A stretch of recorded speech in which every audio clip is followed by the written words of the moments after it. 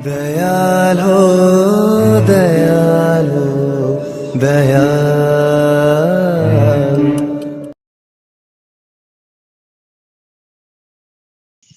हृदय कमलंग मध्ये निर्विशेष निरीहं हरिहर विधिवेद्यं योगी विद्यानागम्यं जन्म मरणं भीति भ्रंश सचित स्वरूपम सकल भुवनं द्विज ब्रह्म चैतन्यानुकूलम। जीवन सर्वस्व पिता मोर परमाराध्य श्री श्री लक्ष्मी माँ परम पूज्यपात प्रभुपात श्री श्री बड़दांग रातुल चरण कोटि कोटि प्रणाम। आज सत्संग कर्णधार आचार्य देव परम पूज्यपात श्री श्री दादांग श्रीपाद पंकजर अनंत कोटि प्रणाम। पूजन्य श्री श्री बाबा दांगर श्रीपाद पद्मरे कोटि कोटि प्रणाम। इष्ट परिवार समस्त श्रीचरण रे आभूमि प्रणिपात। आज ऑनलाइन सत्संग बरेण्य पूज्य परिचालक सुधीर दा संजीकरण होता पूज्य ऋतिक देवता मंडली प्राण सहकर्मी वृंद उपस्थित गुरु भ्राता स्नेहमयी मातृमंडली साधु सज्जन मंडली समस्त मोर प्रीतिभरा प्रणाम जय गुरु निवेदन करे। जाओ परम सौभाग्य मोर आज ऑनलाइन सत्संग दीर्घ एक वर्ष हम प्राय मझे थे जाइली एक वर्ष पर आज अंतत आमर ये पूज्य सुधीर दांगर आनुकूल्य जो सत्संग ये निजक योगदान करी गोटे अपूर्व सुजोग लाभ करी आपण मैंने सुजोग मत कर विशेषकर आम मान परम श्रद्धेय प्रिय करुणाकर भाई करुणाकर चंदू भाई खुलुड़ा आज सत्संग भोग नवेदन पूर्वक सत्संग प्रदान करिसें। पाखे मु कृतज्ञ ये विश्व विभू को अनुभव कर उपभोग कर एक अपूर्व सुजोग मोपाई कर परिप्रेक्षी प्रार्थना जनाए प्रभु रातुल चरण में आप समस्ते से इष्टिपुत जीवन अधिकारी उठंतु सुदीर्घ इष्टिपुत जीवन अधिकारी से विश्व विभू जीवन में जन्म जन्मांतर धरी अनुभव कर उपभोग कर अपूर्व सुजोग लाभ करूँ। मते कहते पूर्वर आमर करुणाकर भाई दादा बोमार द्वितीय संतान हम से परिप्रेक्षी आपन टिके दशविध संस्कार पर आलोचना रखिए। मु कहूली जे शुणु श्री श्री ठाकुर कथा शास्त्र पुराण कथा ए समस्त कथा गुड़िक तो केवल कथार कथा नुह ठाकुर गोटे सुंदर बाणी भितर तत्व कथा हजार हजारे बोलिस प्रिय परम इष्ट बिना सबई किंतु व्यर्थ जानिस व्यर्थ पूजा उपासना। अतएव सी बाद सी आम जीवन नथिले जीवन टा मधुमय ही न था जीवन को अनुभव कर उपभोग कर सुजोग आम लाभ कर न तेरे विषय वस्तु तो बहु परिव्यापक विस्तृत दशविध संस्कार गोटे गोटे संस्कार जो आलोचना करा जाए दिन दिन बीती जाई पारे। परम दयाल श्री ठाकुर कथा श्री ठाकुर जहाँ कहते ये समस्त कथा गुड़िक आम मान ध्येय किंतु आम मान समस्ते आम मान यथा संभव निष्ठा भक्ति आवेग सहकारिता परिपालन कर चेष्टा रखीचु। आबहमान कालू ये सामाजिक जीवन प्रतिष्ठा हवा समय ठार आर्य ऋषि माने ये सामाजिक श्रृंखला को गोटे एभली क्रमागत भाव में रचना कर दे जाइछन्ति बांधी दे जाइछन्ति किसी विधि अविधान भितर जहा द्वारा ये आर्य धर्मटा सनातन धर्म रे रूपांतरित हो आज पर्यंत तिष्टि रही आगामी मध्य तिष्टि रही बसी कारण से आर्य धर्म जो भर मनीष पणिया ए मनीष जगत को आसला सृष्टि को आसला ये आगुरी किसी नथिला ये आर्य धर्म जहाँ परिपालन पूर्वक परवर्ती अवस्था से सनातन धर्म रूपांतरित है। आउ से सनातन धर्म मान सद्य नूतन सदा नूतन प्रति मुहूर्त मनीष उपयोगी माने से सब बुद्धि को आलोचना कर जाऊनी मुझे सनातन धर्म जो मूल तत्व अच्छी आम मान जीवन आ बुद्धि कथा ये जीवन आ बुद्धि को बाद दे सदा जमी जीवन किसी कथा ना आम मैंने जी जिते जहाँ किसी करूना कहीं ए मनुष्यटा केवल तार जीवन पाई जिते चिंतित तार विकास पाई जिते चिंतित तथाकथित अन्य कौन जीवजंतु प्राणी मान पाखे देखा जाए ना आई मनुष्य को श्रेष्ठ प्राणी भाव में आख्यायित कराई शास्त्र पुराण रे वेद वर्णित मनुष्य 3टा गुण अधिकारी गोटे हूँ तार दैव गुण आउ गोटे तार पुरुषाकार भाव आउ गोटे हूँ तार जिज्ञासार भाव मुमुक्षुतार भाव। मनुष्य देवतारी रूपांतरित होगा चाहे मनुष्य देवता आम कहले बुझु जे समस्त शक्तिर आधार जो माने जहा मनुष्य चाहे ता प्राप्ति ता पाखरे माने सुलभ होई उठे अर्थात देवता पाखरे कौन जिनस अप्राप्य ना तेणु मनुष्य पाखरे मध्य से भली अप्राप्य रहिबो नाही आउ एति पई मनुष्य को मध्य सृष्टि करिसंती भगवान तांकरी भली करी God created man after his own image भगवान तयारी करिसंती मनुष्य को तयारी करिसंती आउ तारी भितरे एई जो कथा कहउतिल टिके आगुरु पुरुषाकार भाव एमिति किछि माने असुविधा नाही एमिति किछि बाधा नाही जहा को अतिक्रम करि जिबार प्रवणता मनुष्य भितर सृष्टि हुए नाही बा साध्य मनुष्य भितर नाही तेणु मनुष्य गोटे मिनी भगवान जो कथा कुआ जाय जे आम मान से पुरुषाकार भाव जोगु ए जगत अनुभव करबा उपभोग करिवार माने प्रकृत रे मनुष्यता किंतु ता पई योग्य आ तृतीय कथा हला जिज्ञासुर भाव जो कथा कहउतिल मुमुक्षुता माने जानिबार आग्रह ए जानिबार आग्रहटा मनुष्य पाकर केवल देखा जाए आ सेति पई मनुष्य किंतु ता जीवन रे जीवन आ वृद्धि को किभली भाबरे सहज सुंदर सुखद करिवो एति पई मनुष्यर सब बेले प्रचेष्टा किंतु वास्तविक जीवन रे जदी जीवन को पर्यालोचना करा जाए आज मनुष्य जीवन को आम मान से सुख शांति आनंद जहा मान जोथि पई आम माने एते भाबरे माने चिंतित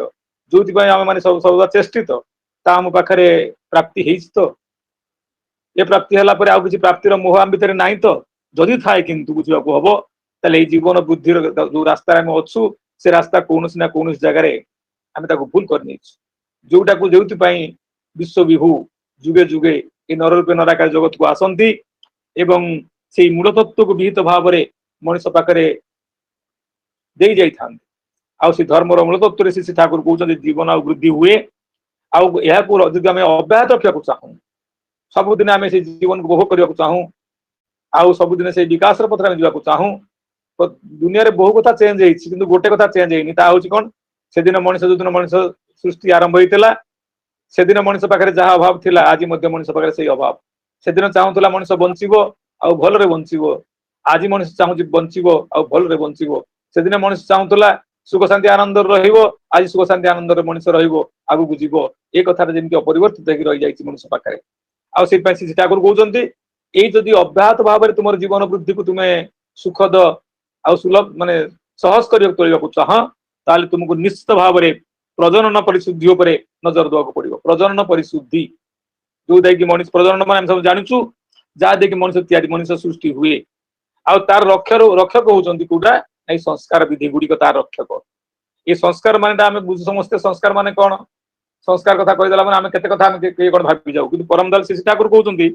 संस्कार माने होछि समीचीन आचरण समीचीन आचरण माने समीचीन आचरण कोन पुनी जो समय जहा करबा कथा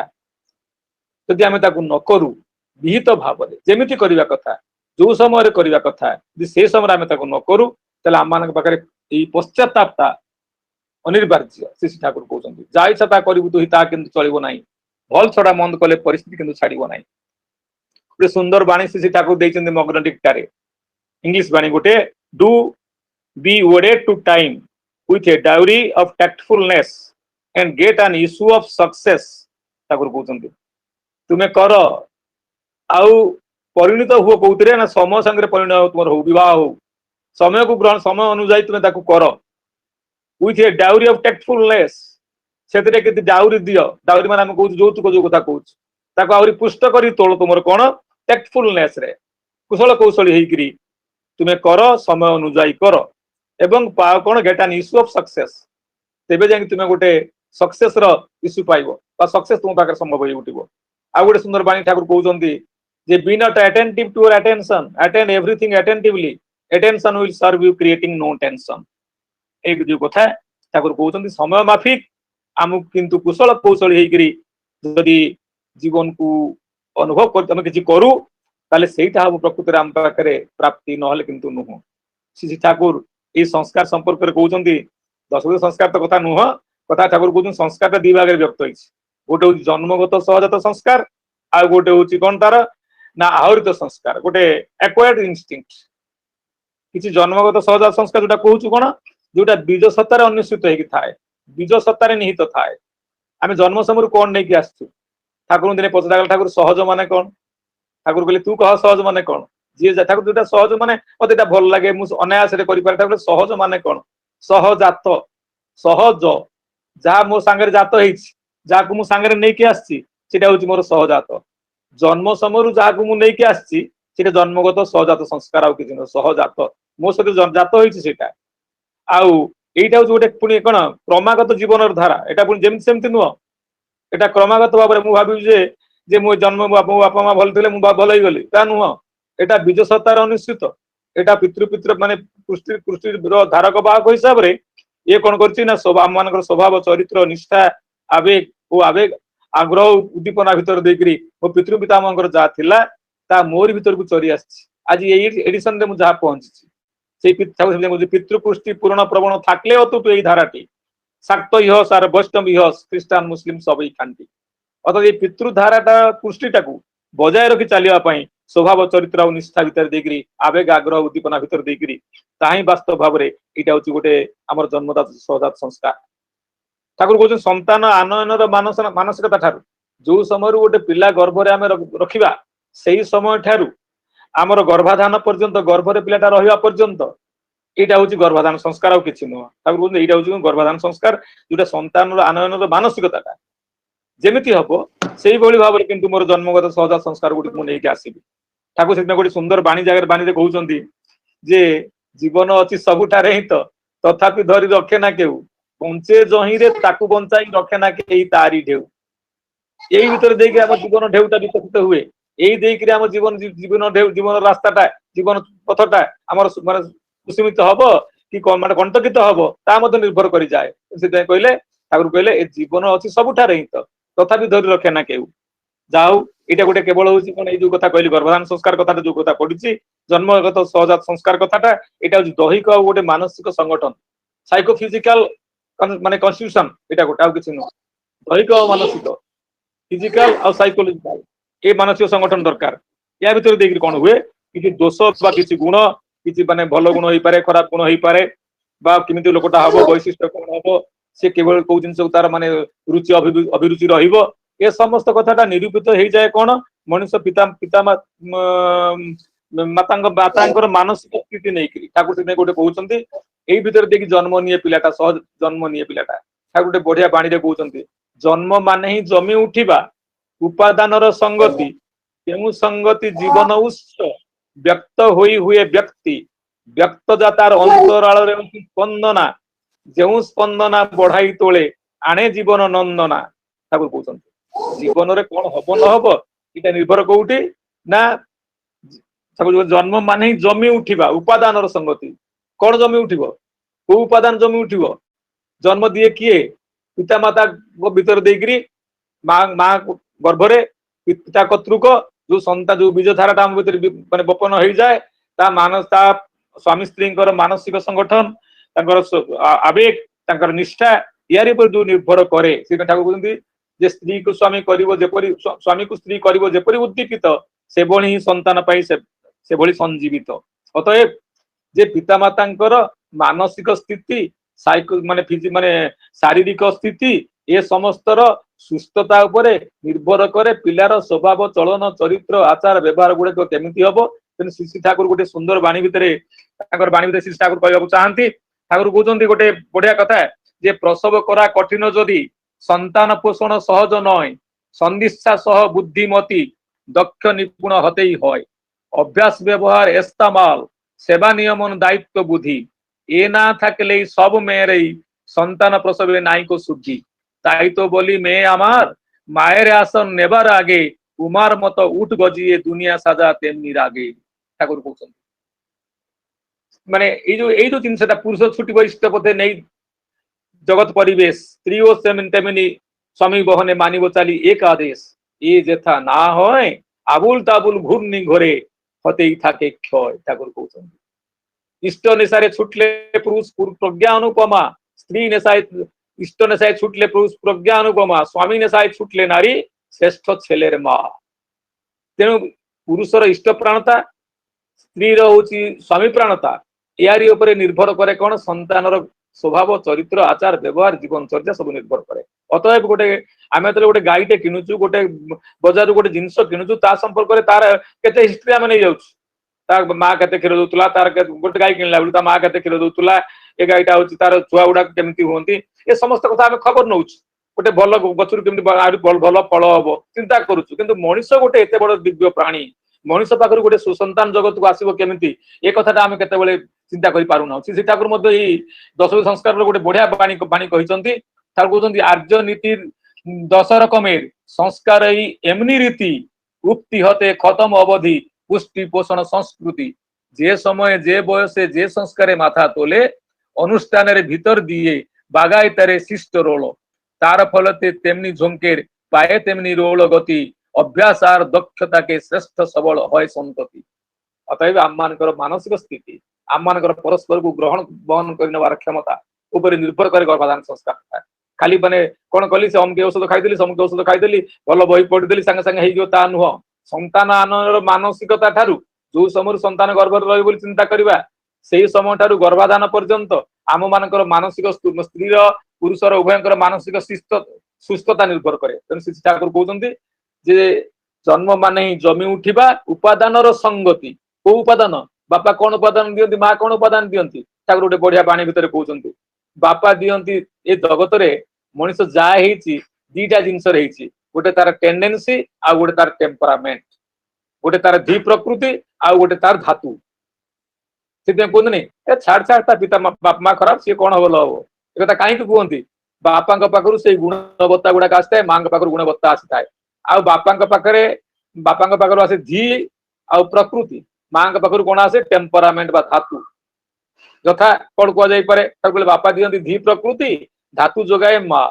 विषदृश मिलन हेले कूपकात छुआ जदि ये समस्त विषदृश मिलन है बापा बहुत भल धी आ प्रकृति टेंडेंसी लोक होता पारतु कि माँ जमी ग्रहण कला माँ जमी मापी देला मापी दिए बोली माँ माँ मापी देला केते मापी देछि माँ जेतिकी मापी देछि केते हम केते बड़ हम केते छोट हम कौन तार का प्रति रुचि रहिबो का प्रति रुचि रहिबो नाही एटा माँ मापी दिए बापा जेते भल गुण अधिकारी किसी काम लागो ना विश्व ऋषि कथा आम जानी विश्व ऋषि पाखु जन्म नहीं रावण कुंभकर्ण भली पिला परवर्ती विभीषण भली आसी कहला निकषा राक्षसी कहला से तो राक्षस पिला जन्म है तुम ऋषि की बाहर कौन पाई ना एमती कौन भल पिला हूँ भल पिला केमी देखी नियंतु ठाकुर जो बाणी भी कहते कहले सुंदर बाणी देना कौ भीतर देखिए देवता संतान जन्म निये बोली कहले वैशिष्ट उद्दाम जही अबाध आदान उद्बुध आदर्शानति स्त्री पुरुष एक ही रति इष्ट उद्बोधने करे उभय आत्मदान एपरी स्थल रे मूर्त हंती भगवान आमरण नीतिपते होई आगुआन तेणु ये ठाकुर कहले जे इष्ट आराधन एक इष्ट वेदी मूले पुरुष आ स्त्री तो समवेत होकरी निज निजर वैशिष्ट अक्षुण्ण थी वैशिष्ट उद्दाम होकरी परस्पर मिलित हुंती सेतिकी बेले किंतु जाइए देव संतान जन्म नियंती ठाकुर कहले जीवन जीवन अर्थ से इंग्लिश बाणी देइचंती the fusional adherence that evolves into being with a responsive becoming is life जो फ्यूजनल एडहेरेंस ए जो स्वामी स्त्री जो मिलन आवेग এই মিলনের আবেগ যেটা আমি টেন্ডেন্সি টুয়ার্ডস ইউনিফিকেশন যুক্ত হওয়ার আবেগ এইটা হচ্ছে আমি লিবিডো বলি কହୁଛୁ সুরত বলি কହୁଛୁ আত্মা বলি কହୁଛୁ প্রাণ বলি কହୁଛୁ জীবন বলি কହୁଛୁ তার কହୁଛୁ জীবন এই যে জীবন কথা এই গোড়ি পথরে ବି তা ଅଛି যার অস্তিত্ব ଅଛି তার জীবন ଅଛି গোড়ি পথরে ବି জীবন ଅଛି মাটি জଳରେ ବି ଅଛି ପ୍ରାଣ ସତ୍ତା ଯେଉଁଠାରେ ଅବଧାରିତ ତାହା ହିଁ କିନ୍ତୁ ଈଶ୍ୱରଙ୍କ ଦାନ ତେଣୁ ଆମକୁ ଯେତେବେଳେ এই জীবন ମିଳିଛି এই জীবনটা ଆଉ କିଛି ନ fusional adherence of our father and mother बाबा माँ जोगाबेग परस्पर जोगाबेग भीतर देखिए ये जीवन सृष्टि हो जाए अतएव एक केते सतर्कतार सहित केते ज्ञान प्रबुद्ध है केते बोध सम्मिलित आम जो भाव निजे से मानसिक स्तर प्रिपेयर हो बहुत खेलना बोली भाव नहीं जो तुम जीवन आ जन्म जड़ित बापा माँ आसती बह भितर बहुत खेलना बोली भाव नहीं कारण इष्ट स्वार्थ प्रतिष्ठा जार परिणय मूले तार ही बी सार्थक है जीवन उठे तुले जो बाहर मूल इष्ट अच्छा किंतु हम तेणु इष्ट को जीवन ग्रहण पूर्वक यदि से तदनुपातिक चलन चरित्र आम मान जीवन को नियंत्रित करूँ से स्वभाव से चरित्र से मानसिक आवेगता से आम मान आग्रह युवाक आम मानसिक स्तर माने पुष्ट हो उठिब आ किंतु परवर्ती अवस्था संतान भितर देखिए आसीज श्री ठाकुर यही दरकार यहाँ हूँ वास्तव भाव में गर्भाधान संस्कार मूल तू जमी सेमती बाहर कले हुए नहीं जमी सेमती मिलित हेले हुए नहीं और सुंदर बाणी कहते जे मन पड़ूनी कथा भाव में पुरुष पेली धरलो ना मन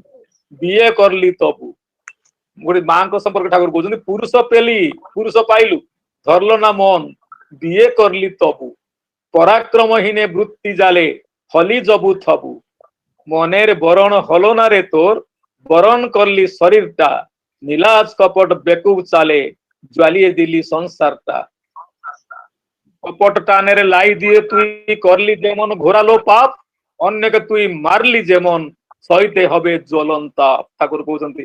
খালি বড় চাকরি କରିଛି ମୋ ସ୍ୱାମୀ, ବହୁ ଟଙ୍କା ଆଣୁଛି, ଦେଖିବାକୁ ବହୁତ ସୁନ୍ଦର, ইয়াରି ଭିତରେ ଦେଇକି ସୁସନ୍ତାନ ଆସେ ନାହିଁ, ମନ ଯାଇକି ଆଉ କାହା ପାଖରେ ଅଛି, କିନ୍ତୁ ଶରୀରଟା ମିଶି ଯାଉଛି। ଠାକୁର କହିଲେ ମନରେ ବରଣ ହଲନାରେ ତୋର ବରଣ କରଲି ଶରୀରଟା, ନୀଲାଜ କପଟ ବେକୁବ ଚାଲେ ଜ୍ୱାଲିଏ ଦିଲି ସଂସାରଟା। ଏଇ ନିର୍ଲଜ କପଟ ବେକୁବ ଚାଳ ଚାଳରେ ସଂସାରଟାକୁ ଜଳେଇ ଦେଲୁ। କପଟ ଟାନରେ লাই দিয়ে তুই করলি যেমন ঘোরালো পাপ, এই କପଟ ନେଇକିରି ସତ୍ୟ ମିଳିତ ହେଲୁ, ଦେହର କ୍ଷୁଧାକୁ ମେଣ୍ଟେଇଲୁ। କପଟ ଟାନରେ লাই দিয়ে তুই করলি যেমন ঘোরালো পাপ, এই ଯୋଉ ଘୋର ପାପ କଲୁ, ଘୋର করলু যেমনি ঘোরালো পাপ, ଅନ୍ୟকে তুই মারলি যেমন সইতে হবে জ্বলন্ত তাপ। ଅନ୍ୟକୁ ଯେମିତି ମାରିଲୁ ତତେ ସେଇ ଜ୍ୱଳନ୍ତ ତାପ ସହିବାକୁ ପଡିବାକୁ ବାଧ୍ୟ। ଅତଏବ ମାନେ କେତେ ସତର୍କତାର ସହିତ এই ଗର୍ଭାଧାନ ସଂସ୍କାରକୁ ଆବରି ନବା, এইଟା ଆମମାନଙ୍କ ଚିନ୍ତାଧାରା କଥା। ଆଉ ଦ୍ୱିତୀୟ କଥା ହଉଛି,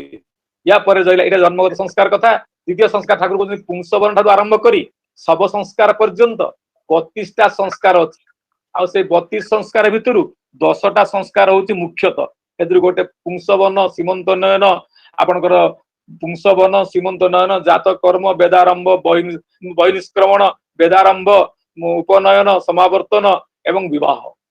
এই যে 10টা বিবাহ 10টা সংস্কার ଅଛି, ଏ ସମସ୍ତ ସଂସ୍କାର ସମ୍ପର୍କରେ ଟିକେ ଟିକେ ଖାଲି କଥା ରଖିବି, କାରଣ ଏ ବହୁତ ସମୟ ସାପେକ୍ଷ।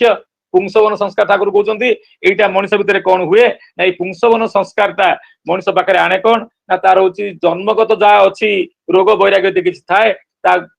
ମାତୃଗର୍ଭରେ ପିଲାଟା ଥିଲା ବେଳେ 3 ମାସ 2ରୁ 3 ମାସ ଭିତରେ ତାକୁ ତା କିନ୍ତୁ କରଣୀୟ, କିଛି କିଛି ଜାଗାରେ ଲେଖା ଯାଇଛି ମଧ୍ୟ 4 ମାସ ବୋଲି ମନୁ ସଂହିତାରେ ଲେଖା ହେଇଛି। ଏଥିରେ କିଛି ଥାଏ କଣ ନା, କିଛି ଗୋଟେ ଔଷଧ ବ୍ୟବସ୍ଥା ଥାଏ, ଗୋଟେ ଅନୁଷ୍ଠାନ ଥାଏ। ଆଉ ଯୋଉ ଦିନ ପୁଂସବନ ସଂସ୍କାର କରଣୀୟ ତା କିନ୍ତୁ କରିବାକୁ ପଡିବ। ପିଲାଟା ଗର୍ଭରେ ରହିଯାଇଛି ସେତେବେଳେ କଣ ବର ଓହଳ, ବର ଅଗି, ସୋମ ନଈ, କୁଶ ମୂଳ, ବେଣା ଚେର, ଗୁଳଚି ଲତା, ଅଶ୍ୱସ୍ଥ ପତ୍ର ଓ ଥାଲକୁଡି ପତ୍ର। ଏଇଟା ଅନେକ ବାର ପ୍ରାୟ ସେ ଖୋର୍ଡା ଅଞ୍ଚଳରେ ମୁଁ ଆଲୋଚନା କରିଛି ଏ ସମ୍ପର୍କରେ। ଯାହା ହଉ ଏଇ ଯୋଉ 7ଟା ଜିନିଷ ଆପଣ କହିଲି, ବର ଓହଳ, ବର ଅଗି, ସୋମ ନଈ, କୁଶମୂଳ, ବିଣାଚେର, ଗୁଳଚି ଲତା, ଅଶ୍ୱସ୍ଥ ପତ୍ର ଓ ଥାଲକୁଡି ପତ୍ରକୁ ବାଟିକିରି ତାର ରସକୁ ସ୍ତ୍ରୀର ନାକ ପୁଡାରେ ତାକୁ ଚିପୁଡା ଯାଇଥାଏ। ଯାହା ଫଳରେ କଣ ହୁଏ, ସନ୍ତାନକୁ ନିରୋଗ କରେ ଏବଂ ଉପଯୁକ୍ତ ଗୁଣ ଗୁଡିକର ମଧ୍ୟ ସୃଷ୍ଟି କରେ। କୋଉଟା ତା ଭିତରେ ଯୋଉ କଥା କହିଲି, ପୁରୁଷର ଯଦି ପିଲା ହେଇଥାଏ ତାର ଯାହା ବୈଶିଷ୍ଟ୍ୟ, ସ୍ତ୍ରୀର ଯାହା ବୈଶିଷ୍ଟ୍ୟ, ତା ଭିତରେ କଣ ବିଜ୍ଞାନକୁ ଆଗେଇବାକୁ ପଡିବ। ସୁଶ୍ରୁତ ମଧ୍ୟ, ଆଉ ସୁଶ୍ରୁତ ଯିଏ ଆପଣ ଜାଣିଛନ୍ତି ତରକ ସୁଶ୍ରୁତ, ତ ସୁଶ୍ରୁତ ଗୋଟେ ବିଧାନ ଦେଇଛନ୍ତି ଯେ 2 ମାସରୁ 6 ମାସ ଭିତରେ ବର ଓହଳକୁ ଛାଲିକୁ ଚାଞ୍ଚି ବିରି ସହିତ ବାଟି 4-5 ଥର ପାନ କରିବ। ଏହା ଦ୍ୱାରା ରୋଗ ପ୍ରତିରୋଧକ ଶକ୍ତି ବଢିଥାଏ ଆଉ ପିଲାଟାର ପୁଷ୍ଟି ସାଧିତ ହେଇଥାଏ।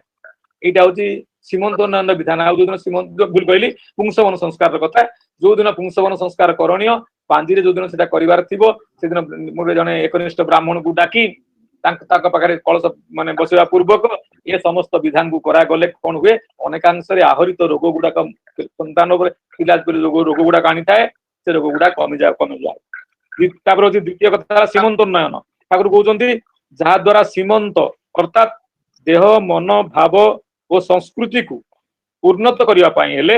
ଯୋଉ ବ୍ୟବସ୍ଥା, ସେ ବ୍ୟବସ୍ଥାକୁ ସୀମନ୍ତ ଉନ୍ନୟନ କୁହାଯାଏ। ଠାକୁର କହିଲେ এই ସୀମନ୍ତ ଉନ୍ନୟନ ପ୍ରକ୍ରିୟାର କଥାଟା କେଶ ଉପରେ ବି ଚିକିତ୍ସା କରାଯାଏ। ଆଉ ସେଥିପାଇଁ ମଧ୍ୟ କିଛି ମାନେ ଅଛି, ବ୍ୟବସ୍ଥା ଅଛି। ସେ ବ୍ୟବସ୍ଥା ଭିତରେ କିଛି ଗୋଟେ କିଛି ପଦାର୍ଥକୁ ନେଇକି ତଥା ଝିଙ୍କ କାଠି, ସର କାଠି, ଡିମିରି ଫଳ, ତାକୁଡି, ସୂତାକଣ୍ଡା, ପଳାସ ଫୁଲ ଆଦିକୁ କେଶରେ ଖୋସି ଦିଆଯାଏ। ତାମାନେ କଣ ହୁଏ, ଏଇଟା ଯୋଉ ମାନେ 7 ମାସରୁ 9 ମାସ ଭିତରେ କରଣୀୟ, ଏ ସମୟରେ ଆମେ ସାଧବ ଭକ୍ଷଣଟାକୁ କେବଳ କରୁ। ଯୋଉ ସମୟରେ ମାଟାର ଗର୍ଭରେ ପିଲାଟା ଅଛି, ସେ ଉଠି ବସି ପାରୁନାହିଁ, ତା ପାଖରେ ବହୁ ଖାଦ୍ୟ ଆଣିକି ଦେଇ ଦଉ, କାଳେ କୋଉଟା ଖାଇବାକୁ ଇଚ୍ଛା ଥିବ ବୋଲି, କିନ୍ତୁ ଏଇଟାକୁ ବେଶୀ ଯତ୍ନ ସହକାରେ ପରିପାଳନ କରୁ। କିନ୍ତୁ ତାର ଯୋଉ ପ୍ରକୃତ ତା ଭିତରେ ଯୋଉ ତୁକଟା ଅଛି ତାକୁ ଆମେ ବୁଝୁନା। ତା ହଉଛି କଣ, ସେଇ ଦିନ ଠାରୁ ଯୋଉ ଦିନ ଏଇ ସୀମନ୍ତ ଉନ୍ନୟନ ସଂସ୍କାର କରାଯିବ, ସେଇ ଦିନ ପାଖରୁ ସେଇ ସମୟରେ ପିଲାର ଗର୍ଭସ୍ଥ ଶିଶୁର ମସ୍ତିଷ୍କ କୋଷ ଗୁଡାକ ତିଆରି ହଉଥାଏ, ରାପିଡ ତାର ମଲ୍ଟିପ୍ଲିକେସନ ହଉଥାଏ ଏବଂ ସ୍ତ୍ରୀର ମାନେ ମାର ମନୋଭାବଟା ପିଲା ଉପରେ ବହୁତ କ୍ରିୟା କରୁଥାଏ। ସେଇଥିପାଇଁ କଣ କରାଯାଏ ନା, ମା ଟାକୁ ଗୋଟେ ସାତ୍ଵିକ ବୈଷ୍ଣବୀ ବେଶର ସଜେଇ ଦିଆଯାଏ। କଣ କରାଯାଏ, ତାକୁ ନୂଆ ଶାଢୀ ଯୋଉ ଆରମ୍ଭ କରି ଭଲ ରକମ ସଜେଇ ଦେଇକି ତାକୁ କଣ କରନ୍ତି ନା ଖାଇବା ପିଇବା ସବୁ ରକମ ତାକୁ ଦେଇ ଦିଅନ୍ତି, ତା ମନ ଯେମିତି କୌଣସି ଲାଗିବ ନାହିଁ। ତାକୁ ଦେଇଦେଲା ପରେ ତା ପରଦିନ ପାଖରୁ ସିଏ କଣ କରେ ନା ଗୋଟେ କମ୍ପ୍ଲିଟଲି ସାତ୍ଵିକ ବୈଷ୍ଣବୀ ହବ, ଅର୍ଥାତ ଗୋଟେ ନିରାଡମ୍ବର ଜୀବନ ଯାପନ କରିବ। ଏମିତି କି ଅନେକ ଜାଗାରେ ଅଛି ଯେ ସିନ୍ଦୁର ପିନ୍ଧିବ ନାହିଁ, ପ୍ରସାଧନ ସାମଗ୍ରୀ ବ୍ୟବହାର କରିବ ନାହିଁ, ଏଇଭଳି ବ୍ୟବସ୍ଥା ତା ଦେହରେ ମଧ୍ୟ କରିଯାଏ। ଆଉ ଯେତେବେଳେ ଏଇ ସବୁ କରାଯାଏ, ଆଉ ସେଇଦିନ ମଧ୍ୟ ଆଉ ଗୋଟେ କଥା ଅଛି କଣ ନା ଚନ୍ଦନ କର୍ପୂରକୁ ମାନେ ହଳଦୀ ସହିତ ମିଶେଇକିରି ସ୍ତ୍ରୀ ଅଙ୍ଗରେ ସ୍ୱାମୀ ପ୍ରଲେପ ଦିଅନ୍ତି ଏବଂ ସ୍ତ୍ରୀର କେଶକୁ ବିନ୍ୟାସ କରନ୍ତି, କେଶକୁ ମୁଣ୍ଡକୁ କୁଣ୍ଡେଇ ଦିଅନ୍ତି ସ୍ୱାମୀ ଏବଂ ତାଙ୍କ ମୁଣ୍ଡରେ ଏଇ ଜିନିଷଟା ଖୋସେଇ ଦିଅନ୍ତି। ଠାକୁର ସେଦିନ କହୁଛନ୍ତି କହିଲେ ଏଠାକୁ କାହିଁ କରନ୍ତି ଜାଣିଛ, ଏଇଟା ଗୋଟେ ମାନେ ହଉଛି କଣ ପ୍ରେମର ନିଦର୍ଶନ। ଯେ ସ୍ୱାମୀ ତା ମୁଣ୍ଡରେ ଏଇ ଯୋଉ ଜିନିଷ ଗୁଡାକ କଣ ଝିଙ୍କ କାଠି, ସର କାଠି, ଡିମିରି ଫଳ, ତାକୁଡି, ସୂତା କଣ୍ଡା, ପଳାସ ଫୁଲ, ଏଇ ସମସ୍ତ ଗୋଟେ ଗୋଟେ ସୂତା କଟାରେ ମାନେ ସୂତାରେ ଗୁଡେଇକିରି ତା ମୁଣ୍ଡରେ ଖୋସି ଦେବେ। ଏଟା ଗୋଟେ କଣ ରସିକତାର ବ୍ୟବସ୍ଥା। ଠାକୁର କହୁଛନ୍ତି ଏଟା ଗୋଟେ ରସିକତାର ବ୍ୟବସ୍ଥା। ଫଳରେ କଣ ହୁଏ ସ୍ୱାମୀ ପ୍ରତି ତାଙ୍କର ଗୋଟେ ଆଗ୍ରହ ଉଦ୍ଦୀପନା ସବୁ ଆସିଥାଏ। ଆଉ ତା ପରବର୍ତ୍ତୀ ଠାରୁ ସେମାନେ କଦାପି ମଧ୍ୟ ଆଉ ଯେଭଳି ଭାବରେ ମାନେ ଦୈହିକ ମିଳନ ତାଙ୍କର ନ ହବା ଉଚିତ, କାରଣ ଗର୍ଭ ସନ୍ତାନ ବୋଧେ ପଡିବ। ଏଇଟା ହଉଛି ସୀମନ୍ତ ନୟନ ସଂସ୍କାର, ଯୋଉଟା କି ଥାଏ କଣ ମାତୃ ଗର୍ଭରେ ମାର ମାତୃ ସଂସ୍କାର ବୋଲି କୁହାଯାଉଛି। ଠାକୁର କହିଲେ ଏଇ ଯୋଉ ଜାତ କର୍ମ, ତାପରେ ଆସିଲା ଜାତ କର୍ମ ଆଉ ବହି ନିଷ୍କ୍ରମଣ। ଜାତ କର୍ମ ଆଉ ବହି ନିଷ୍କ୍ରମଣ କିଛି ନୁହଁ, ଏଇଟା ସୂତିକା ଶୌଚାନ୍ତରେ ଯେତେବେଳେ ପିଲାଟା ମାନେ ଜନ୍ମ ନେଇଗଲା, ଏବଂ ଆଜିକାଲି ତ ମେଡିକାଲ ଯାହା କିଛି ହଉଛି ଆପଣ ଦେଖୁଛୁ ସମସ୍ତେ, ସୂତିକା ଶୌଚାନ୍ତରେ କୁଳାଚର ଅନୁଯାୟୀ ନାମକରଣ କରାଯାଏ, ତାପରେ ବହି ନିଷ୍କ୍ରମଣ କରାଯାଏ। 4 ମାସ ପର୍ଯ୍ୟନ୍ତ ପିଲାଟାକୁ ବାହାରକୁ ବାହାର କରାଯିବା ଉଚିତ ନୁହଁ, ଶ୍ରୀ ଠାକୁର କହୁଛନ୍ତି। ମହାମତି ଜଣେ ବୃହସ୍ପତି ମଧ୍ୟ ଏକଥାଟାକୁ ଅନେକ ସମ୍ପର୍କ ନାମକରଣ ସମ୍ପର୍କରେ କହିଛନ୍ତି। ଜାତ କର୍ମ ଯେଭଳି ଭାବରେ ବିହିତ ପ୍ରକ୍ରିୟାରେ କୌଣସି ପ୍ରକାର ରୋଗ ସଂକ୍ରମଣ ନହବ ତାକୁ ଲକ୍ଷ୍ୟ ରଖି ଜାତ କର୍ମକୁ କରାଯିବ। ଏବଂ ତାପରେ କଣ କରାଯିବ ନା ବହି ନିଷ୍କ୍ରମଣ ଯୋଉ ସଂସ୍କାରଟା ଅଛି, ଏଟାକୁ ବାପାଙ୍କ ଦ୍ଵାରା ଏଟା ସମ୍ଭବ କରାଯାଏ। ବହି ନିଷ୍କ୍ରମଣ ଗୋଟେ ବଢିଆ ଶ୍ଲୋକ କହିଛନ୍ତି କି ଆମର ମହାମତି ବୃହସ୍ପତି କହିଲେ ନାମ କ୍ଷୀରସ୍ୟ ବ୍ୟବହାର ହେତୁ ଶୁଭାବହଂ କର୍ମଣ ଭାଗ୍ୟ ହେତୁ ନାମନୈବ କୀର୍ତ୍ତିଂ ଲଭତେ ମନୁଷ୍ୟ ତତଃ ପ୍ରଶସ୍ତଂ ଖଳୁ ନାମ କର୍ମ। ନାମକରଣଟା ଏତେ ଜୋର କାହିଁ ଦିଆଯାଉଛି ନା ଏଇଥିପାଇଁ, ଏ ନାମ ଦ୍ଵାରା କଣ ହୁଏ ସନ୍ତାନରେ ସମାଜର ପରିଚୟ ଘଟେ, ସୁକର୍ମ ଅନୁରୂପ ଆଚରଣ, ଯଶ କୀର୍ତ୍ତି ଏ ସମସ୍ତ ଜୀବନରେ ପ୍ରାପ୍ତ ହବ। ଏଇ ନାମକୁ ଲକ୍ଷ୍ୟ କରିକିରି ଆମେ ନାମ ଦଉ ଗୋଟେ, ଡାକୁ ଗୋଟେ ପ୍ରକାରରେ। ମହର୍ଷି ମନୁ ପାତଞ୍ଜଳି ମଧ୍ୟ କଥା ବହୁ କଥା କହିଛନ୍ତି। ଏଇ ସର୍ବୋପରି ସବୁଠୁ ଶ୍ରେଷ୍ଠ ନାମ ହେଲା ଯଦି କି ଜୀବନରେ ଗୁରୁ ଆଚାର୍ଯ୍ୟ ଥାଆନ୍ତି ତାଙ୍କ ଦ୍ଵାରା ଦେଇଥିବା ନାମ ଟାକୁ ଆମ ମାନଙ୍କର ସେଇ ନାମରେ ଡାକିବା, କାରଣ ତା ଭିତରେ ଦେଇକି ତାର ମାନସିକ ମାନସିକ ସ୍ତର ଉପରେ ଗୋଟେ ପ୍ରଭାବ ପଡିବ, ଯୋଉ ପ୍ରଭାବକୁ ନେଇକରି ସିଏ ତା ନାମର ମାନେଟା କଣ, ସେ କାହିଁକି ହେଇଛି, ଏଇଟା ନାମକରଣ କରଣୀୟ। ତାର ବହି ନିଷ୍କ୍ରମଣ ଟା କଣ ଚତୁର୍ଥ ମାସରେ ତାକୁ କରାଯାଇଥାଏ। ତା ପୂର୍ବରୁ ପିଲାଟାକୁ କଣ କରାଯାଏ ରୋଗ ସଂକ୍ରମଣ ଦୃଷ୍ଟି ସଂକର୍ପଣ। ଆମେ କୁହନ୍ତିନି ପିଲାଟା ଦୃଷ୍ଟି ହେଇଯାଇଛି, ପିଲାଟା ରୋଗ ପିଲା ବେଳେ ବହୁତ ରୋଗରେ ପଡନ୍ତି। ଏଇ ରୋଗ ସଂକ୍ରମଣ ଆଉ ଦୃଷ୍ଟି ଠାରୁ ଏଡେଇବା ପାଇଁ ଏଇ ବାହାରକୁ ବାହାର କରିବା ନିଷିଦ୍ଧ ଥାଏ। ଯୋଉ ଦିନ ବହି ନିଷ୍କ୍ରମଣ ସଂସ୍କାର କରାଯାଏ ସେଇଦିନ ତାକୁ ସୁସଜ୍ଜିତ କରିକିରି ପ୍ରଥମେ କଣ କରାଯାଏ ନା ସୂର୍ଯ୍ୟ ଦର୍ଶନ କରାଯାଏ, ତାପରେ ଦେବାଦେବୀ ଇଷ୍ଟ ଏମାନଙ୍କୁ ଦର୍ଶନ କରାଯାଏ। ଏଇ ଦୀର୍ଘାୟୁ କାମନା କରାଯାଏ। ପରବର୍ତ୍ତୀ ଅବସ୍ଥାରେ ସେ ବାହାରକୁ ବାହାରେ। ଏଇଟା ହଉଛି ଆପଣଙ୍କର ବହି ନିଷ୍କ୍ରମଣ ସଂସ୍କାର କଥା ଗଲା। 5 ନମ୍ବର ହେଲା ଅନ୍ନପ୍ରାଶନ। ଅନ୍ନପ୍ରାଶନ କଣ ଯେ ଅନ୍ନପ୍ରାଶନ ମାନେ ଏଇଟାକୁ ମନୁ, ବ୍ୟାସ, ବଶିଷ୍ଠ, ଶଙ୍ଖ ଇତ୍ୟାଦି ଋଷି ଆଚାର୍ଯ୍ୟଗଣ ସେମାନେ କହିଛନ୍ତି 6 ମାସରୁ 1 ମାସ ବର୍ଷ ଭିତରେ ତା କରଣୀୟ। ସେ ଠାକୁର କିନ୍ତୁ କହୁଛନ୍ତି ପ୍ରଥମ ଦାନ୍ତ ଉଠିବାର ପ୍ରାକ୍ କାଳରେ, ଦାନ୍ତ ଉଠିବାର ପୂର୍ବ ସମୟରେ ଯେତେବେଳେ ମାଢିଟା ଟିକେ ଟିକେ ଫାଟି ଫାଟି ଆସିଥାଏ ସେତେବେଳେ କଣ କରାଯାଏ ଏଇଟା କରଣୀୟ। ଏଥିରେ କଣ ହୁଏ ନା ଷଡ ରସ ଯୁକ୍ତ କ୍ଷୀରି ତାକୁ ଦିଆଯାଏ। ଅର୍ଣ୍ଣ ଷଡ ରସ ଯୁକ୍ତ, ସେ ତ ସମସ୍ତେ ଜାଣିଛନ୍ତି ଆପଣ ଷଡ ରସ କଣ ବୋଲି। ସନ୍ତାନକୁ ପ୍ରାଶନ କରାଯାଏ। ମାଟି ପାତ୍ରରେ ତାକୁ ରନ୍ଧାଯିବ ଏବଂ ରୂପା ପାତ୍ରରେ, ନୂଆ ରୂପା ପାତ୍ରରେ ତାକୁ ଚଟେଇ ଦିଆଯାଏ। ତାପରେ ନୂଆ ଥାଳିରେ ମାଟି, ଧାନ, ଗୋବର, ମୁଦ୍ରା, ସୁନା, ବହି, ଲେଖନୀ ବହୁ ବାର ଆଲୋଚନା କରିଛି ଏ ସମ୍ପର୍କରେ ମୁଁ। ମୁଦ୍ରା, ସୁନା, ବହି, ଲେଖନୀ, ଅସ୍ତ୍ର ଇତ୍ୟାଦି ସନ୍ତାନ ଆଗରେ ନେଇକି ରଖାଯାଏ। ଯାହାକୁ ସିଏ ପ୍ରଥମେ ଧରେ ତାକୁ ତାର ସେଇଟା ବୈଶିଷ୍ଟ୍ୟ ବୋଲି ତାକୁ ଆମେ ବିଚାର କରୁ ଏବଂ ତଦନୁପାତିକ ତାକୁ ବାପା ମା କେମିତି ତାକୁ ପରିପୋଷିତ କରନ୍ତି। ଏଇଟା ହଉଛି ଅନ୍ନପ୍ରାଶନ। ଯଦି ପ୍ରକୃତରେ ଏଇ କ୍ଷୀରି ଖାଇଲା ପରେ ପିଲାଟା ହଜମ ନ କରିପାରେ ତାହେଲେ ଏଟାକୁ ଆହୁରି ମଧ୍ୟ ଟିକେ ମାନେ କଣ ଗଡେଇ ଦିଆଯାଇପାରେ କିଛି ଦିନ। କିନ୍ତୁ ଏଇଟା ଯେତେବେଳେ କରାଯାଏ 6 ମାସରୁ 1 ବର୍ଷ ଭିତରେ, ଠାକୁର କହିଲେ ପ୍ରଥମ ଦାନ୍ତ ଉଠିବାର ପୂର୍ବରୁ ପ୍ରାକ୍ କାଳରେ ଏଇଟା କରଣୀୟ। ତାପରେ ଆସିଲା ଚୂଡାକରଣ। ଷଷ୍ଠ ସଂସ୍କାରରେ ଚୂଡାକରଣ। ଚୂଡାକରଣ ମାନେ ଠାକୁର କହୁଛନ୍ତି ଏଇଟା ହଉଛି ଚୂଡାକରଣ ମାନେ ପ୍ରେରଣ କରଣ। ଠାକୁର କହିଲେ ପ୍ରେରଣ କରଣ, ଏଇଟା ଶିକ୍ଷା ପାଇଁ ଗୁରୁଙ୍କ ପାଖକୁ ପଠେଇବା ପାଇଁ, ତଦୁପଯୁକ୍ତ କରି ତୋଳିବା ପାଇଁ, ଅର୍ଥାତ୍ से योग्य कर तोलिए से जीव गुरु पाखे पाठ पढ़ा जीव तापाई जो प्रस्तुति तापाई जो नर्चर एटा को हम दरकार ताकू ताकू कहते चूड़ाकरण संस्कार ताकू कहा जाए एवं ए सब समस्त कर्मटा किंतु जहाँ गुरु कहा गला ये जो कौन अन्नप्राशन पर्यंत ये समस्त होउची पांचटा जो संस्कार कथा गला एटा पुत्र कन्या समस्त में समान किंतु ये चूड़ाकरण जगह कौन हुए ना पुत्र कन्या टिके अलग अच्छी चूड़ाकरण रे पुत्र और कन्यार कर्णवेद और विद्यारंभ करा जाए माने कान को फोड़ी कान फोड़ी दिया जाए पुओ झील उभयंकर आउ से विद्यारंभ मध्य करा जाए किंतु पुओ केवल नंडा हुए झीर हूँ कौन करती झील होते केश विन्यास करा जाए एवं कन्यार मुंड कहीं ना कन्यार मुंडन क्रियाटा वर्षक हो जाए तेणु जो चूड़ाकरण करा जाए से पिलार लंडा कर दिया जाए गोटे शिक्षा रखा जाए से सब आलोचना कले बहुत समय से जाऊनी मुझे शैशव कर्णवेद कले कौन हुए कि ये जो पिला समय कर्णवेद करदे कर्ण कान कणा करा जाए कर्णवेद करागले कौन हुए ना कोष वृद्धि आ अंतर वृद्धि रोग रक्षा पाए मनीष अंतर वृद्धि हुए बा कोष वृद्धि हाइड्रोक्सिल जो आम कौच एगुड़ाकर प्रभावना बहुत कमी जाए तेणु माने केश विध कर्णवेदटा निहाती एसेंशियल एटा को संपर्क कहते कौटिल्य गोटे बढ़िया कथा कहते भूत चौल कर्म लिंगी संख्या न चौपजुंजित अतएव आम मान से जदि ये करा जाए कौन लिंग अनुसारी कर्मटा करणीय तार केश विन्यास हम यार कौचे माने मुंडन हम तार उभयंकर कर्णवेद हम ए सब कले कौन हुए ना आम मान समस्त संभावना गुण गुड़ाक आम भितर प्रकाशित हुए पुत्रर शिक्षाटा कौन हम कूल पुत्र अनुसार करा कन्यार शिक्षा कौन हम ना सतीत्व गुरुत्व देकरी तार चेष्टिटी गोटे नारी तार चेष्टिटी गुरुत्व देकरी शिक्षा आरंभ करा जार जमी कुलाचार इत्यादि अच्छी आपर आसला सप्तम संस्कार उपनयन उपनयन कौन ठाकुर कहले जे आचार्य सका ठाकुर कथा आम आलोचना करवा शास्त्र तो उपनयन बहुत कथा अच्छी खाली पैदा पिंड उपनयन हो गला उपनयन दिन जो करा शुणुले दिन उपनयन करू कौन गर्भाधान संस्कार आरंभ कर पिलाटा गर्भ रखती पुंसवन करती श्रीमंतन बाप रे बाप एगुड़ा कि अभागिया कथा तो जाऊ उपनयन संस्कार जेटा आचार्य सकाशे शिक्षार्थी उपनीतकरण आचार्य पाखे उपनीत हम जो प्रस्तुति से प्रस्तुति किंतु करण ठाकुर नाना प्रसंग में बहु भाव कहते तृतीय खंड आप पढ़े यह कौन करे ना मनुष्य को शुद्ध करे शिशु को शिष्य करे भक्त को ज्ञानी करे स्वार्थपरता को निर्भरतार परिणत करे गुरु पाखे पहुंचले कौन हुए ना जी शिशु से शिष्य हुए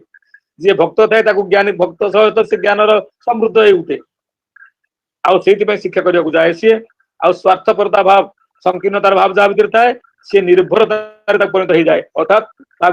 सुप्त संभावना को गुरु जागृत कर दिखती पाखे पहुंचिकी पितृपुष्टि से सम्मान दिए ठाकुर गोटे सुंदर बाणी देना पूर्व पुरुष नाई को श्रद्धा वास्तु भिटाए निष्ठा नाई ठाकुर बोले पूर्व पुरुष नाई को श्रद्धा वास्तु भिटाए निष्ठा नाई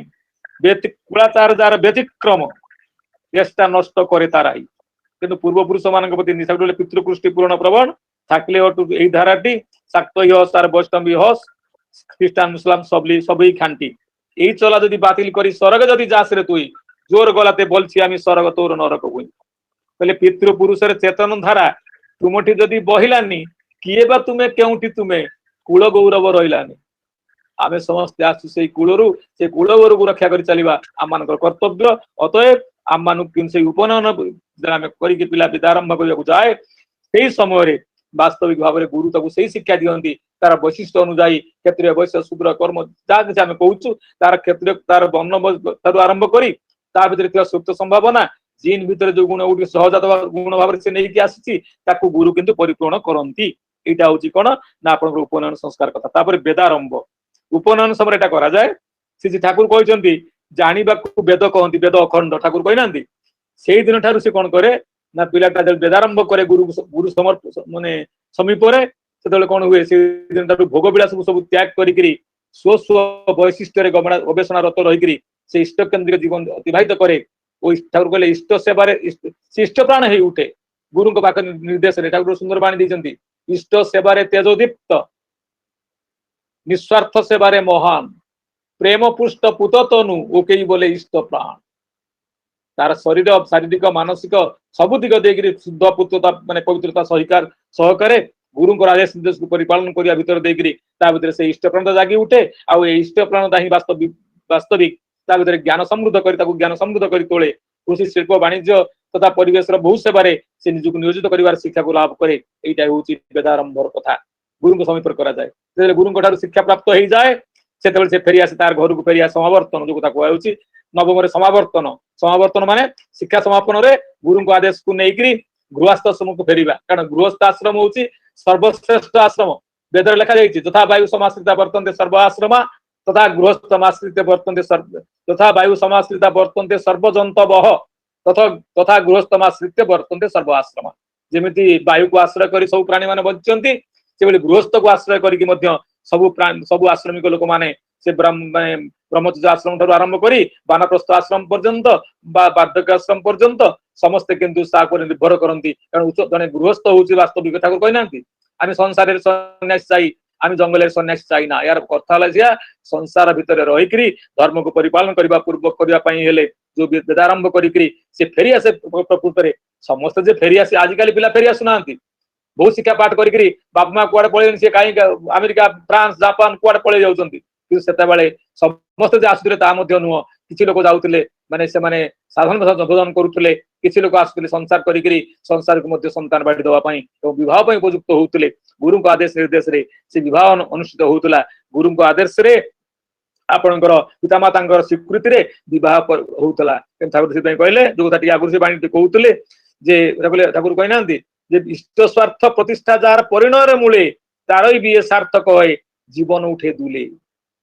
अतः ये जीवन जदि इष्ट स्वार्थ जदि प्रतिष्ठित हुए इष्ट मूल था इष्ट वेदी मूल स्वामी स्त्री जदि यही उन्नत स्वामी यही भाव जो पुरुष फेरी आसे गुरु पाखु ताको अपेक्षा करी नारी माने अर्घांजलि सह जे केवल पाखे निजक अर्पण करदे आरी प्रति आसे श्रद्धा भक्ति भल पाइबा प्रेम जहाँ देकरी सुसंतान आसवा संभव हो उठे से ठाकुर कहते जे उन्नयनार सुप्रजनन यही तो बीए मूल जेमनी तेमनी करे बीए करिश्ना को भूल उन्नयन आ सुप्रजन बाघ होता है से माने करती ठाकुर नारी पथे ग्रंथ रे कहते नारी पुरुष को संवर्धन कर प्रवृत्ति विवाह क्या कहते आम विवाह बहु बाणी कहू श्री ठाकुर माने नारी पथ ग्रंथ